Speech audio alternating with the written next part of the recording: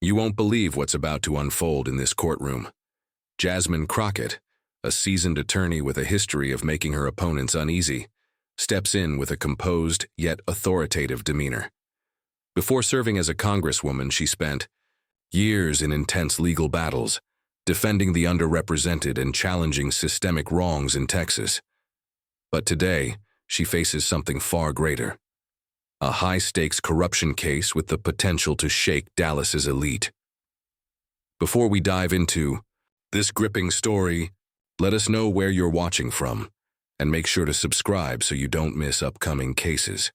The leather briefcase in Jasmine Crockett's grasp carries more than just documents. It holds damning evidence, financial records, internal memos, and a powerful secret capable of shocking the entire courtroom.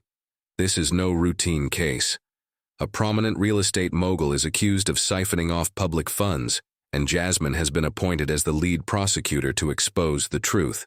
She's aware of her formidable opponent, a judge infamous for his influence and arrogance, someone who believes he's above reproach. As the courtroom doors open, her footsteps echo with purpose, capturing the attention of everyone present. Reporters grow alert, jurors lean in, and spectators whisper among themselves.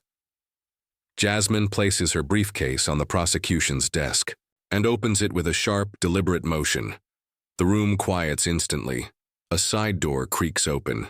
Judge Carter enters slowly, his silver hair and cold stare giving the air of a monarch long in power, a man who's controlled his court with a blend of fear and authority. But Jasmine sees through the image. To her, Carter isn't a symbol of justice. He's a protector of corruption in Dallas's legal shadows. Carter isn't just well known in Texas's legal world. He's a living legend, but not in a good way. Once regarded as a sharp and fair judge, Carter has changed significantly over the years. Rumors started to circulate about altered rulings, powerful defendants walking free, and unexplained deposits into his personal bank account. Yet no one dared to investigate. He holds tight control over everything, from the police force to local politicians, and firmly believes his gavel protects him from any consequences. As he takes his seat, his eyes scan the courtroom, eventually settling on Jasmine Crockett. A faint smirk crosses his face, not one of politeness but of open disdain. "Let's get started," he says, his tone low but pointed. "I hope Jasmine brought something of substance today and not the same old routine." Laughter quietly escapes from behind the defense table. Nathan Reed's legal team, clearly familiar with Carter's manipulative style. Reed, the accused real estate developer, watches confidently. Jasmine calmly opens her briefcase and pulls out a neatly arranged stack of documents. A contract between the city of Dallas and Nathan Reed's company, along with financial records, showing the disappearance of millions in public funds. "Your Honor," Jasmine begins, her voice firm and steady, "I present Exhibit A. These records show how taxpayer money was redirected into Mr. Reed's private ventures, with discrepancies totaling tens of millions." Before she can finish, Carter interrupts. "Contracts and spreadsheets, Jasmine? I expected more from you. This is a courtroom, not a bookkeeping seminar." He waves a dismissive hand, brushing off the significance of her evidence. This time, the defense laughs more openly. Jasmine's hand clenches beneath the table, frustration building, but she maintains her composure. "With respect, Your Honor," she responds, "these aren't just numbers, they represent public funds, money meant for the people. It's this court's responsibility to ensure those interests are safeguarded." Carter leans slightly forward, his eyes narrowing in suspicion. "Protect?" he says slowly. "Are you casting me as some kind of Robin Hood figure now, Crockett?" "I don't have time for moral lessons. If you've got something meaningful, get to it. Otherwise, I'll end this session right now." His voice is cold, but there's a subtle tension, as if he's concealing something. Jasmine places the documents on the table and looks Carter directly in the eye. "Then I'll be brief, Your Honor. If public funds don't concern you, perhaps the identity of the person who authorized these transfers will." Her words cut through the courtroom's silence like a ripple across calm water. The jury leans in, and the gallery grows still. But Carter, showing no patience, interrupts. He slams his gavel, a sharp, jarring sound. "File your motions if you must, but don't expect me to entertain unfounded accusations." Jasmine remains composed. Her voice, though calm, carries an unmistakable edge. "Your Honor, I'd like to introduce Exhibit B." She retrieves another document from her briefcase, a carefully reproduced financial record, the signature at the bottom clearly visible. Holding it up for the courtroom, she explains. "This record shows a transfer of $12 million from the city of Dallas's budget to a private account linked to the defendant, Nathan Reed. The amount far exceeds the authorized limit, and the approving signature? It's yours, Judge James Carter." Just days earlier, in a modest Dallas office, Jasmine had prepared for this moment. She was joined by her two most trusted allies, her assistant Lena Torres and investigative journalist Ethan Cole. Lena Torres, young, focused, with her curls pulled back and eyes sharp, had stood by Jasmine since the early days of her legal career. 2 years prior, Carter had publicly embarrassed Lena during a minor case, an experience that left a lasting impression. "We've got all the contracts and financial records," Lena said, placing a hefty folder on Jasmine's desk. "But we still need something more, something Carter can't ignore." Jasmine nodded, her eyes scanning the numbers intently. She knew Lena was right. Documents alone wouldn't be enough. Taking down someone as entrenched as Carter would require solid, irrefutable proof. That's when Ethan Cole arrived.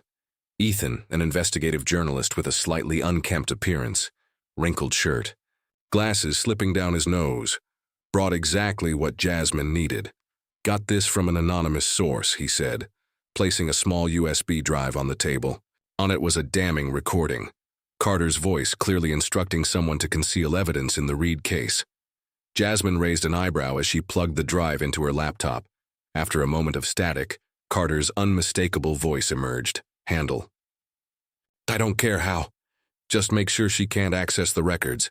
Lena gave a dry chuckle. He'd just sealed his own fate. Ethan wasn't finished. From his bag, he produced printed transcripts of the conversation, validated through a legal wiretap order he had quietly secured via a police contact. "This is the game changer," he said.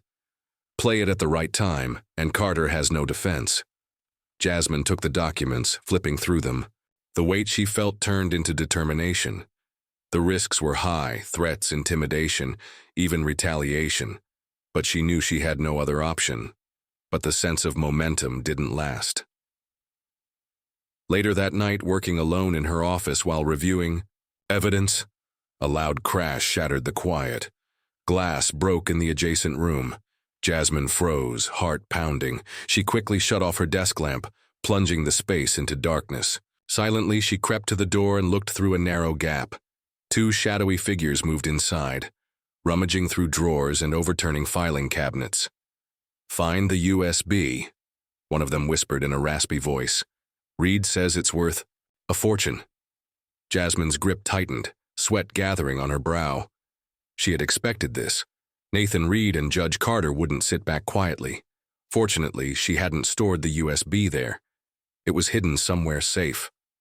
Once the intruders left, leaving the office in disarray, Jasmine sat down slowly on the floor, breathing heavily. The space was wrecked, but her resolve had never been clearer. If they were willing to break in, they wouldn't stop there. Her phone lit up in the darkness, an unknown number. She answered. A voice, cold and flat, issued a warning. "Drop the case or you'll regret it." Before she could respond, the call ended abruptly. Jasmine set the phone down, her hands slightly unsteady. She wasn't worried for herself. She was used to high-pressure situations. But the possibility of Lena or Ethan being targeted made her hesitate. Back in the courtroom, tension reached a boiling point. The quiet murmurs turned into a rising commotion. Jurors leaned forward, alert. Reporters scribbled rapidly. Nathan. Reed, seated at the defense table, turned pale, his hands gripping the armrests tightly. Judge Carter, however, remained composed. Tilting his head slightly, he fixed his gaze on Jasmine with unnerving calm. "That document is a fake," he said quietly, every word measured. I've never authorized anything connected to Reed. You've crossed a line, Crockett, and I won't. Ignore it. Jasmine offered a faint smile. Fake, Your Honor. Then you may have to explain this to the jury. She retrieved another set of papers from her briefcase. These are certified bank records verifying the transaction, carried out under court oversight. Your court. And I have 3 additional records bearing your signature. She paused, letting the silence stretch. The tension in the room deepened. If you'd prefer to claim forgery, I'd be glad to call in a handwriting expert. Carter slammed his gavel, raising his voice. Enough. That evidence isn't admissible. It was improperly obtained. I won't allow you to turn these proceedings into a spectacle. But his tone lacked its previous authority. A brief, almost perceptible flicker of unease passed across his face, quickly replaced by a stern expression. Jasmine caught it and knew the moment had come. Inadmissible, she asked, her voice calm but resolute. Then perhaps this will matter to you. She pulls a small USB from her briefcase, the same one she protected during the break-in, the one Lena and Ethan had risked everything to secure. Plugging it into the courtroom projector, she acts swiftly, not giving Carter a chance to intervene. The projector hums to life, static filling the room. Then unmistakably, Carter's voice echoes through the courtroom speakers. Handle it. I don't care how. Just make sure she can't access the records. A hush falls over the room. His recorded voice continues. She's got nothing. And if she does, I'll make sure it never makes it to court. Jasmine stops the audio and turns to face Carter, her eyes locked onto his. Sounds familiar, Your Honor? I think everyone here knows exactly who that voice belongs to. Chaos erupts in the gallery. A reporter shouts, "That's Carter!" Jurors exchange stunned looks, some visibly shaken. Nathan Reed lowers his head, hands trembling. Carter jumps to his feet, face flushed with anger. He bangs his gavel repeatedly. That recording is inadmissible. It breaches my privacy. I won't permit it to be included in these proceedings. But his protests are drowned out by the crowd's reaction. Jasmine remains composed, her hands clasped, voice steady. Your Honor, this recording was lawfully obtained through a Dallas police wiretap order. I have both the transcript and legal authorization here. She holds up another set of documents, her gaze fixed on him. Would you like to review them, or continue to dismiss everything without basis? Carter's breathing grows heavier as he grips the gavel tightly, knuckles whitening. You're defaming me, Jasmine. You have no right. But she interrupts, her voice now sharper, more forceful. I'm not defaming anyone. I'm presenting the truth. You signed off on those transactions. You gave the order to hide them, and now you're trying to shut down this trial before the truth comes out. But I won't let you. The room bursts into chaos. Some in the gallery stand, calling for justice. Nathan Reed leans toward his attorney, whispering frantically. But Carter refuses to back down. He slams his gavel again, shouting, "This trial is over. I won't sit through another minute of this spectacle." He rises from his seat, preparing to exit the bench, but Jasmine steps forward, her voice resolute and loud. "Leaving, Your Honor? I'm not finished, and the people in this courtroom deserve answers." Firm footsteps echo through the chamber. 2 uniformed officers appear at the back, making their way forward with handcuffs ready. Eyes locked on Carter. "Judge Carter," one officer says firmly, "you're under arrest for corruption, abuse of power, and obstruction of justice. You have the right to remain silent." The gallery erupts, some cheer, others protest. Cameras flash from every corner of the room. Carter turns slowly, his face pale, eyes wide. He points a trembling finger at Jasmine. "You'll pay for this, but..." His threat is lost in the noise as the officers cuff him at the bench. The sound of metal closing around his wrists marks the fall of a powerful man. Jasmine doesn't move. She feels no victory, only a quiet sense of relief that accountability has finally arrived. Nathan Reed suddenly jumps up, voice shaky. "Wait, I can explain," Nathan Reed blurts out, desperation coating every word. But Jasmine doesn't even flinch. Her cold gaze silences him instantly. You'll get your chance, Reed. Just not today. Behind her, Judge Carter is being escorted out, head lowered, silent for the first time in his entire judicial career. The courtroom buzzes with a mix of chaos and disbelief. The sharp clink of his handcuffs cuts through the crowd's shouting, the furious clicking of cameras, and the murmurs from the jury box. Carter, once untouchable, stumbles slightly as the officers tighten their grip. His black judicial robe now hangs awkwardly, no longer a symbol of power, just a tattered shell. He struggles, face pale and expression hollow, before erupting with venom. "This is a conspiracy," he shouts, voice cracking as he twists toward Jasmine. "You'll pay for this, Crockett. You don't know what you've done." But his threats echo into nothingness as the officers push him through a side door, sealing his fate. Suddenly, a shout breaks the tension. "Wait, wait!" Nathan Reed has jumped from his seat, his face red with panic, hands trembling. He turns frantically from his lawyer to Jasmine. I can explain. We can make a deal." His legal team scrambles to restrain him, whispering urgently, but Reed is unraveling. He steps forward, desperate now, his voice cracked and pleading. "You don't understand. I didn't want any of this. It was Carter. He forced my hand. I'll tell you everything. Just, you have to protect me." Jasmine watches him, unshaken. This was the same man who once pulled strings behind the scenes, who wielded influence with a checkbook and a grin. Now, he's nothing but a frightened man grasping at straws. She tilts her head, voice low and frigid.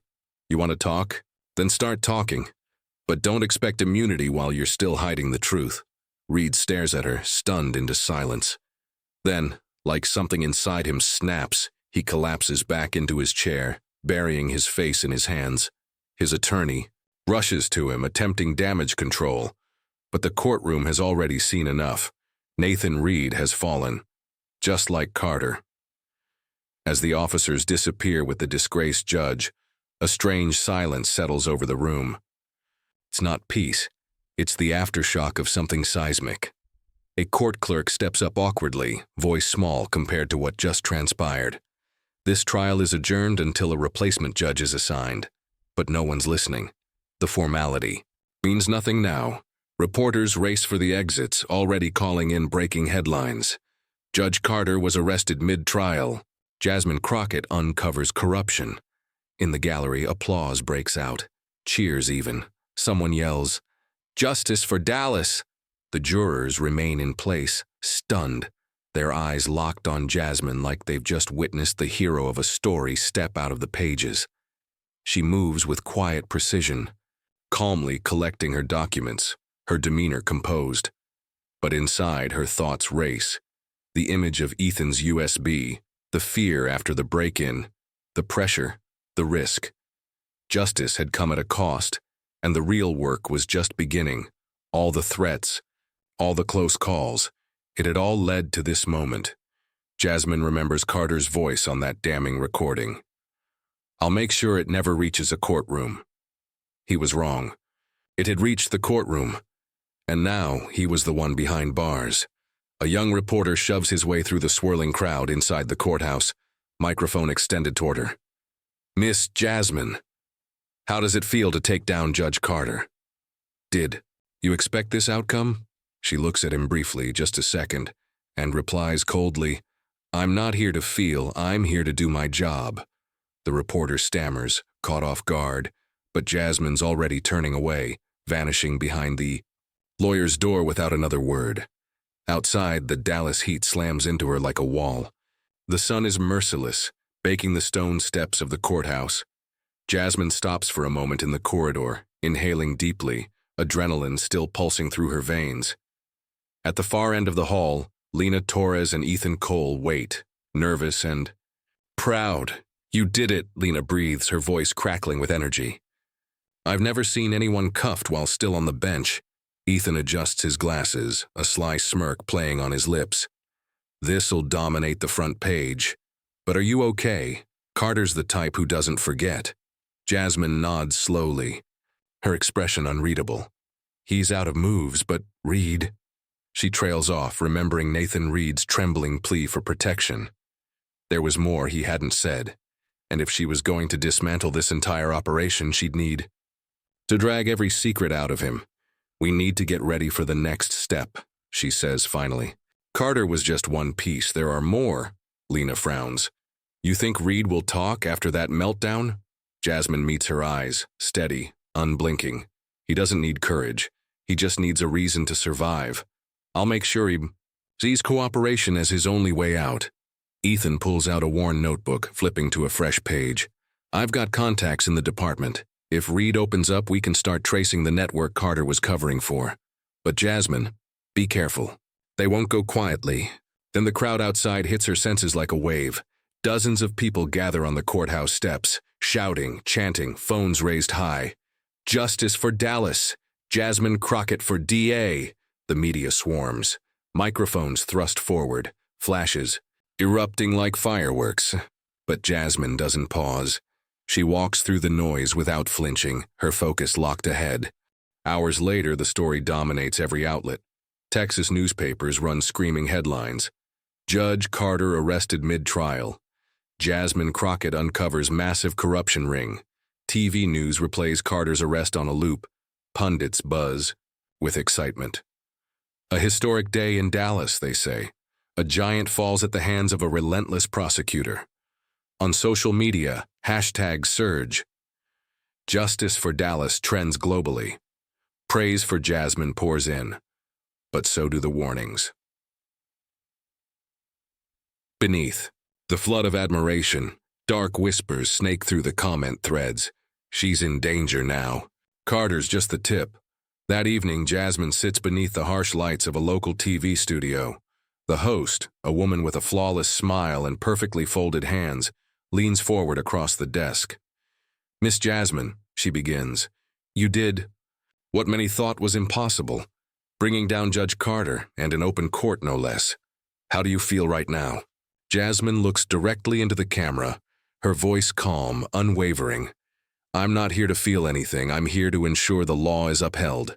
Carter and men like him have abused their power for too long. Today was just the beginning.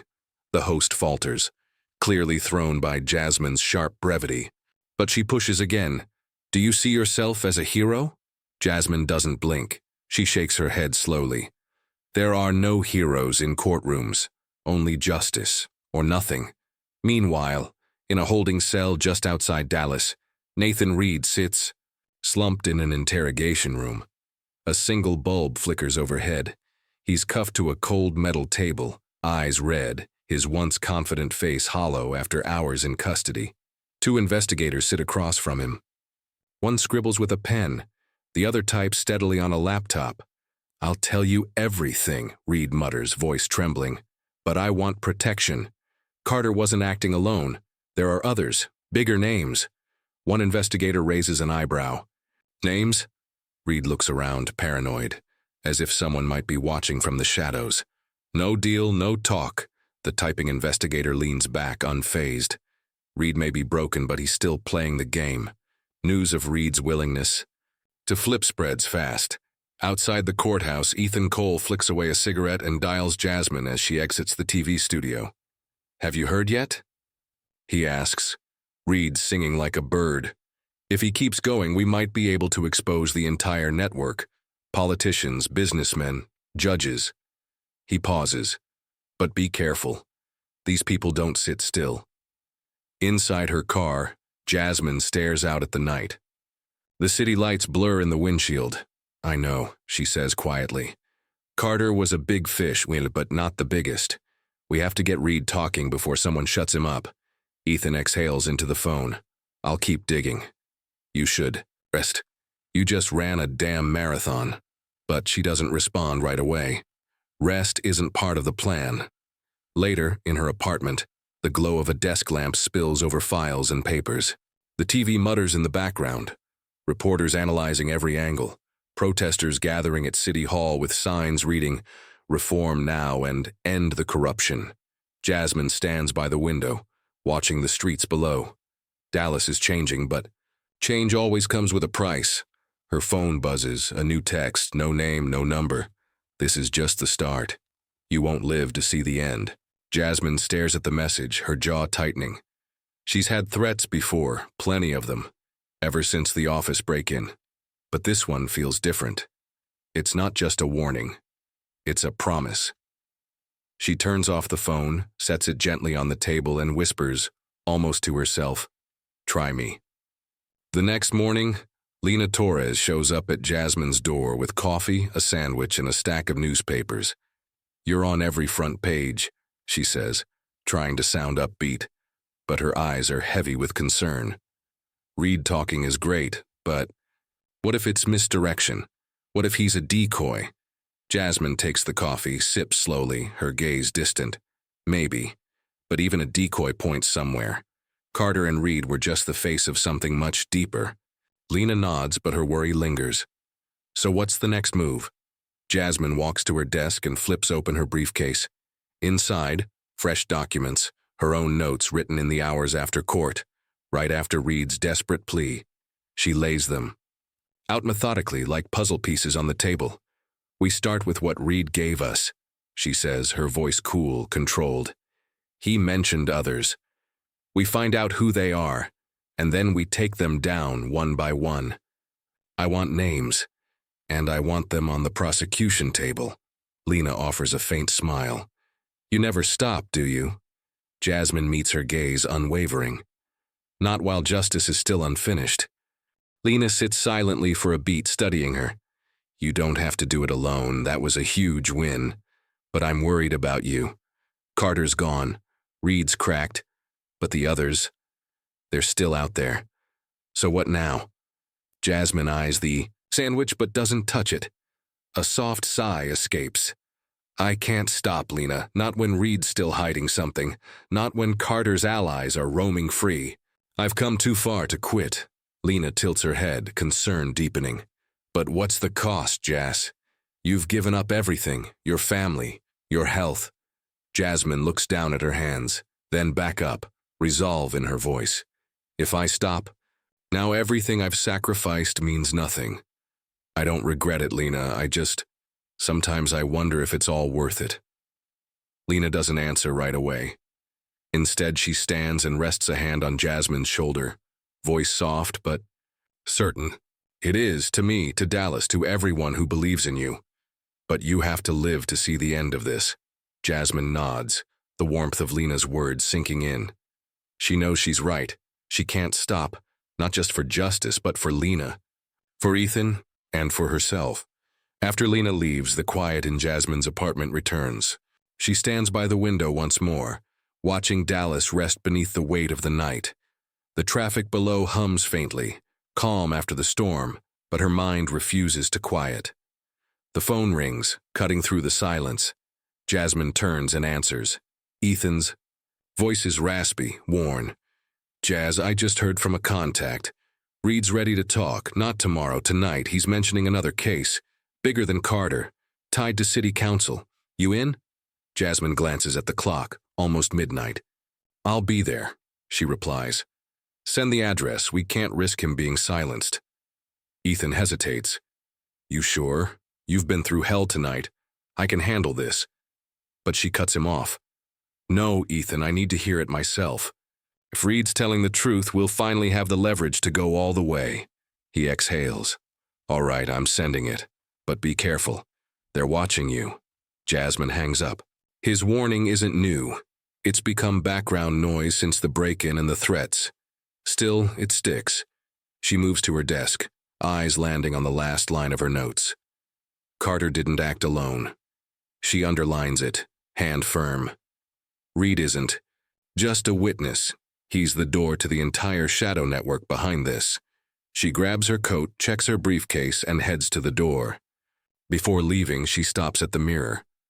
Her reflection stares back, exhausted, hardened, but unshaken. She opens the door. The cold Dallas air sweeps in, carrying the scent of asphalt and distant car horns. Her phone buzzes again. Ethan's message. "Meet you there. Don't go alone." Jasmine smiles faintly. She isn't alone. She has Ethan. She has Lena. She has the truth. Jasmine Crockett's fight is more than fiction. It reflects a deeper reality in America today. Corruption, inequality. Power unchecked. From backroom political deals to broken legal systems, Jasmine's struggle mirrors the very real pressures facing reformers, especially women and minorities, who dare to challenge the powerful. Judge Carter may be fictional, but his kind isn't. We've seen them, across headlines, courtrooms, and scandals from Enron to local city halls. Jasmine, a resilient black attorney, stands against that tide. She faces contempt, danger, and the personal toll that comes with speaking truth in a world that punishes whistleblowers. The break-in, the threats, the message. You won't live to see the end. They echo the real dangers journalists, prosecutors, and advocates face, those who uncover corruption and pay the price. But Jasmine's story is also one of community. Like any real movement, Black Lives Matter, Me Too, it's not one voice. It's a chorus. She has Lena, she has Ethan. She has the city slowly waking up to the truth. If you ever see injustice like Jasmine did, don't stay silent. But don't fight alone either. Find your allies. Brace for the storm, because justice, as Jasmine says, is heavy. But it's always worth it, when fear doesn't win. As Jasmine Crockett steps once again into Dallas's darkness, her eyes burn with quiet fire, ready for the next battle. Thank you for following Jasmine Crockett's unrelenting fight. Subscribe now so you don't miss the next justice story. We'll be back soon with more secrets from Dallas.